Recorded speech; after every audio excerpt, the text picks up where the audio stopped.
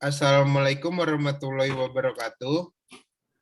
Hari ini kelompok 9 akan mempresentasikan tentang memahami pengertian e-marketing dan penerapannya. Kelompok 9 sendiri diisi oleh Taufik Reza Novianto, ada Raffi Maulana Setiawan, ada Bayu Mustaqim, ada Rizky Arya Pratama, ada Farhan Dava Aprianto, dan ada Valriza Alfransyah Luki Sheva.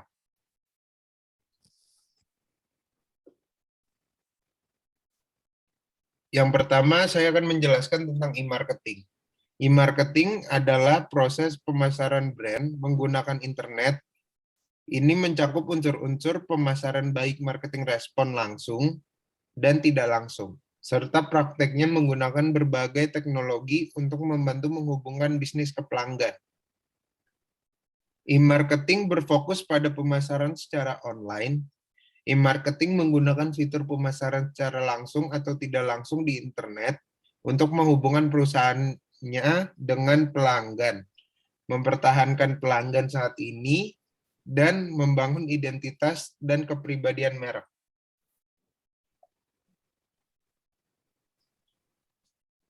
Keuntungan e-marketing. Yang pertama, ada jangkauan prospek yang lebih luas. Yang kedua, ada biaya yang dikeluarkan oleh perusahaan itu lebih sedikit. Yang ketiga, ada pengumpulan data yang lebih lengkap. Yang keempat, ada pendekatan yang secara efektif. Kekurangan e-marketing. Yang pertama, ada bergantungnya kepada internet. Yang kedua, ada persaingannya dari mana saja. Yang ketiga, persaingan harga yang lebih tinggi. Yang keempat, biaya untuk teknologi terbaru. Selanjutnya ada peluang e-marketing. Yang pertama ada sumber baru untuk informasi pasar. Yang kedua ada individualis customers marketing. Yang ketiga ada cara baru menjalin relasi dengan pelanggan, komunikasi pelanggan, dan membangun citra merek. Yang keempat ada peluang baru bagi distribusi dan komunikasi. Yang kelima ada berinteraksi dengan pelanggan via jaring sosial. Yang keenam ada sumber ide pengembangan produk baru. Selanjutnya ada tantangan e-marketing. Yang pertama ada ketersediaan dan kecepatan akses internet secara luas. Yang kedua ada infrastruktur dan regulasi menyangkut tarif telepon, jasa, ISIP, dan undang-undang e-com. Yang ketiga ada isu privasi dan keamanan dalam transaksi online. Yang keempat ada sistem pembayaran. Yang kelima ada isu perlindungan atas hak-hak konsumen. Selanjutnya ada e-commerce menurut para ahli.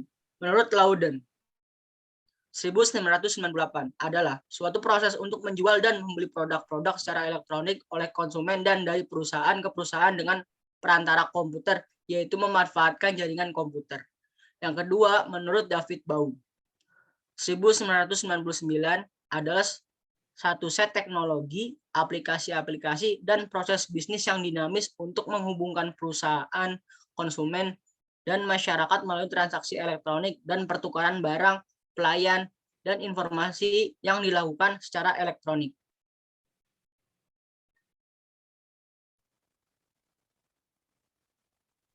Selanjutnya ada metode pembayaran e-commerce. Yang pertama ada cash on delivery. Yang kedua pembayaran secara transfer. Contohnya melalui via bank. Dan yang ketiga pembayaran secara elektronik seperti pembayaran melalui Dana, OVO, atau GoPay.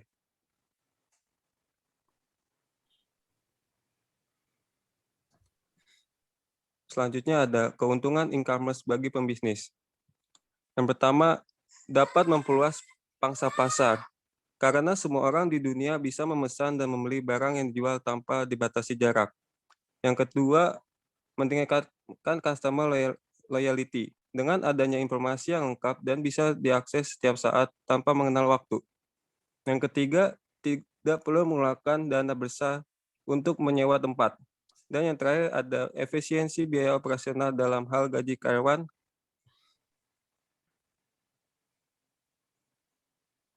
Selanjutnya ada keuntungan e-commerce bagi konsumen. Yang ke-1, pilihan produk yang banyak.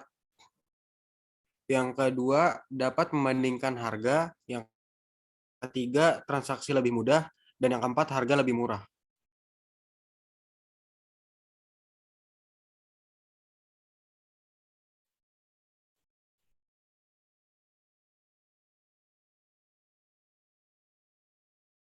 Selanjutnya ada market space. Market space merupakan tempat jual beli barang grosir maupun eceran melalui internet atau biasa disebut dengan online shop. Fasilitas perdagangan dalam market space hanya dari dua arah, yaitu dari penjual dan pembeli. Konsep kerjanya adalah barang yang diproduksi penjual disediakan dalam market space yang ditujukan kepada pembeli. Contoh situs e-commerce dengan market space yaitu nokha.co, zoya.co.id, dan lain sebagainya. Lalu ada marketplace. Marketplace merupakan suatu wadah berkumpulnya para penjual dan pembeli dalam transaksi jual beli barang produksi dengan menggunakan fasilitas internet.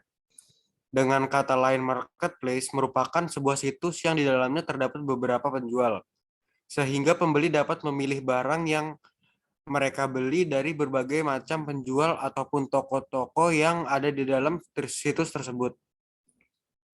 Contohnya yaitu di Indonesia ada Bukalapak, Lazada, Tokopedia, dan lain-lain.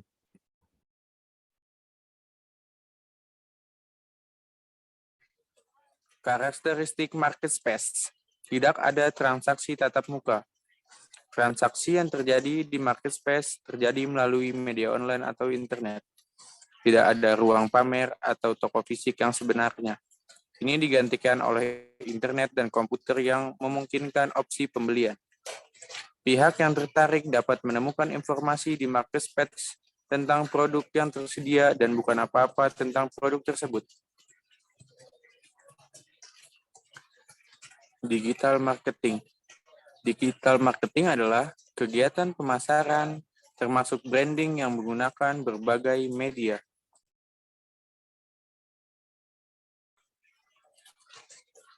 Contoh digital marketing. Yang pertama ada blog, yang kedua ada email, dan ketiga ada website, yang terakhir ada AdWords. Selanjutnya, ada gambaran internetisasi. Ada 3 hal yang saling menghubungkan. Yang pertama, komputer dan telepon menghubungkan ke internet, internet menghubungkan ke e-commerce, lalu e-bisnis dan e-marketing. Istilah internetisasi mengacu pada proses sebuah perusahaan terlibat dalam aktivitas bisnis secara elektronik, yaitu e-commerce atau e-bisnis, khususnya dengan memanfaatkan internet sebagai media pasar maupun infrastruktur penunjang. Definisi e-commerce sendiri bisa ditinjau dari 5 perspektif. Yang pertama, online purchasing, yang kedua, digital communication, yang ketiga, service, yang keempat, business process, dan yang terakhir ada market of one perspective. Ya, sekian presentasi dari kelompok 9, kurang lebihnya mohon maaf. Wabillahi taufiq wal hidayah. Wassalamualaikum warahmatullahi wabarakatuh.